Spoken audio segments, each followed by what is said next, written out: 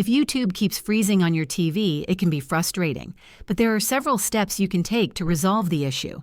First, check your internet connection. Streaming requires a stable and fast network. If your Wi-Fi signal is weak, try moving your router closer to your TV or switching to a wired Ethernet connection for better performance. Restarting your TV and router can also help clear temporary glitches that might be causing the problem.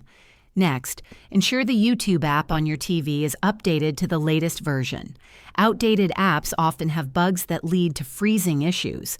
Go to your TV's app store and check for updates. If updating doesn't help, clear the app's cache by going to your TV's settings, finding the YouTube app, and selecting the option to clear cache and data. This removes corrupted files that may be causing instability. If the issue persists, try uninstalling and reinstalling the YouTube app to ensure a fresh start. Additionally, check for firmware updates for your TV, as outdated software can cause compatibility problems.